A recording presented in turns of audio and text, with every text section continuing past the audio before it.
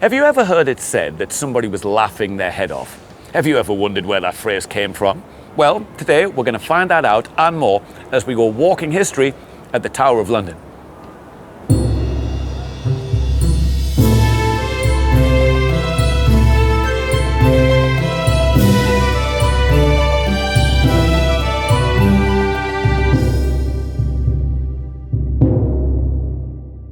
Hey guys, welcome to the Walking History YouTube channel with me, Mick Priestley, historian and walking tour guide here in central London. It's a lovely, jolly day here on the banks of the Thames, and that is the Tower of London. Or, to give it its full official title, it is His Majesty's Royal Palace and Fortress at the Tower of London. It is one of the most famous buildings in the world, one of the most infamous buildings in British history, and it's actually stood here on the banks of the Thames for more than 900 years. Now, it's called the Tower of London on account of the White Tower that stands in the middle, that white castle with the weather vanes on the top there. That is the first part of the structure that was built. It was built in 1078 at the end of the Norman conquest by William the Conqueror, shortly after he declared himself to be King of England. At 89 feet tall, it dominated the London skyline back in medieval times, and as the home of the king, it was considered to be the most luxurious and most complete palace in all of Europe at the time, although it was considered by many people living around here instead to be a sinister display of power from London's new ruling elite. But despite being the home of the king, it was also a prison here from at least the year 1100, when a man named Ranulph Flambard became the first person to be imprisoned here, and then a year later became the first person to escape. Ranulph Flambard was the Bishop of Durham and a highly influential government minister, but he was largely hated by everybody for constantly imposing high taxes. King Henry I had him locked into the White Tower, but as a highly influential government minister, he was allowed to stay here in luxury with maids and servants waiting on his every need. On the 2nd of February 1101, Ranulph Flambard threw a banquet for his guards here at the tower, got them all drunk, and then, when they were sleeping it off, lowered himself out of a window in the White Tower with a rope that he'd smuggled inside one of his wine barrels, hit the ground, took off running, and was gone. That was a giant scandal at the time, enraging King Henry I, and many people living around here said that the only way anyone could really have escaped from the White Tower was actually by using witchcraft. But if he'd attempted to make his escape in the 12th, 13th or 14th centuries, when the fortifications around the tower were added, including the moat, he would have found it much more difficult to do. The escape of Ranulph Flambard, however, is not the only notorious thing to happen here in 900 plus years of tower history.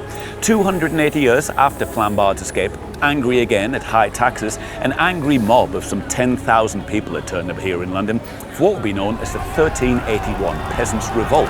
After rampaging, pillaging, looting and burning their way around the city for a few days, a crowd of 400 turned up here at the tower, specifically right there at the drawbridge.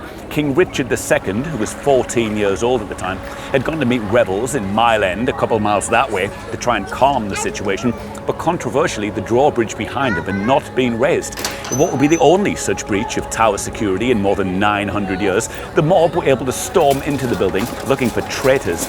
Then, after terrorising the king's mother and lying on his bed, they found Simon of Sudbury, Archbishop of Canterbury, praying inside one of the rooms here, dragged him from the building, dragged him to Tower Hill and beheaded him.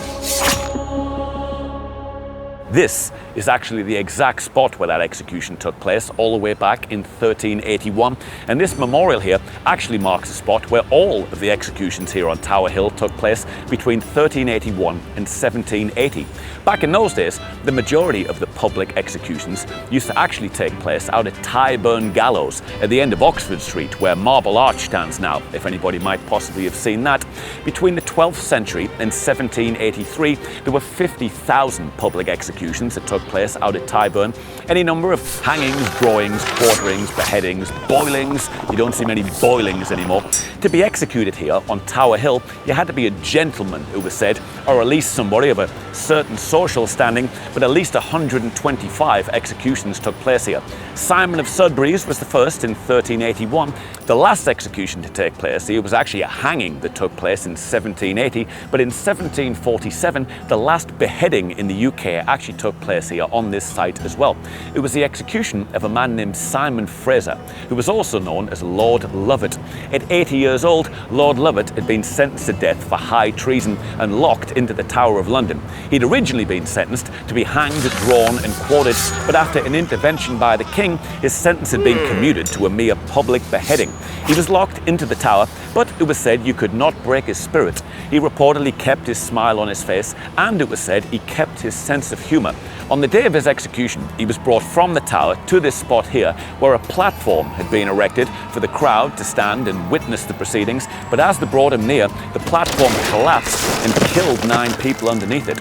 Upon being told of this unfortunate incident, Simon Fraser apparently found this hilarious and laughed all the way to his execution site here on Tower Hill. Simon Fraser laughing all the way to his execution here is where the phrase "laughing your head off" comes from. Back over at the Tower though, perhaps the most notorious event of all actually took place in 1483. And I'm talking, of course, of the disappearance of Edward V and Richard of Shrewsbury, who were 12 and 9 years old at the time and are better known in the history books as the Princes in the Tower. Now, with their father, Edward IV, having died on April the 6th that year, young Edward was here at the Tower with his younger brother to prepare for his coronation.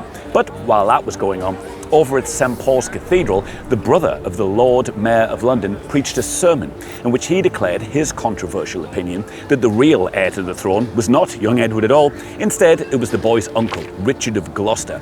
Then, when a number of knights, lords and noblemen agreed, Richard of Gloucester was able to steal the throne as King Richard III, and on doing so, promptly had the 2 boys locked into the tower.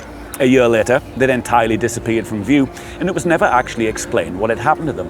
They're widely believed to have been murdered, possibly by King Richard III himself. Then, when 2 small skeletons were discovered underneath a staircase here in 1674, they were widely believed to be those of the 2 young boys, and so King Charles II had them reburied inside Westminster Abbey, where they remain to this very day. But despite the Tower's reputation as a spot of misery, execution, torture and death, there is no torture chamber inside the Tower of London, and never has been, although they did torture about 45 people here between the 15 and 1600s, usually on a rack that was then taken out of the building afterwards. Also, contrary to popular belief, in the time before the First and Second World Wars, there were only ever 7 executions that took place here at the Tower, although at least 125 took place there on Tower Hill. To be executed inside the Tower of London, you had to be either somebody of extremely high social standing, like one of Henry VIII's wives, for example, or somebody with extremely high public support, because back in medieval times, when they used to perform the executions in public, you didn't want to be executing a guy on the scaffold there, but the crowd are all sympathetic and think he didn't do it. So instead, it would be done behind the tower walls, where nothing could possibly go wrong. The first execution to take place here was the 1483 execution of a man named William Lord Hastings. William Lord Hastings was one of England's richest and most influential men, but he was also a very loud, prominent supporter of King Edward IV and of the 2 boys inside the tower. Upon stealing the throne that year, King Richard III was not having that, so he had him found guilty of treason without a trial and then beheaded inside the Tower of London. That was the first execution to take place here. The other 6, to make up the 7 in no particular order, are 2 of Henry VIII's wives, Queen Anne Boleyn in 1536, Queen Catherine Howard 6 years later in 1542, Jane Boleyn, who was Anne Boleyn's sister-in-law, a lady named Margaret Pole, a man named Robert Devereux, and Lady Jane Grey, who at 16 years old was the 9-day queen. Only being queen for 9 days, she was beheaded inside the Tower of London shortly after her husband, 19-year-old Guilford Dudley, was beheaded there on Tower Hill following a failed military coup by her father. But in the time between the First and Second World Wars, there were actually 12 executions that took place here at the Tower by firing squad for spying. That means, contrary to popular belief, of all the executions that ever took place here at the Tower of London, the overwhelming majority of them were actually in the 20th century. Today, the Tower is a World Heritage Site. It is one of the most famous tourist attractions in the world. It is the home of the British Crown Jewels, and it actually plays host to more than 3 million visitors every year.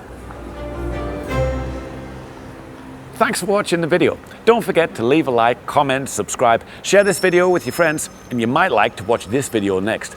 I'll see you back here real soon for more walking history.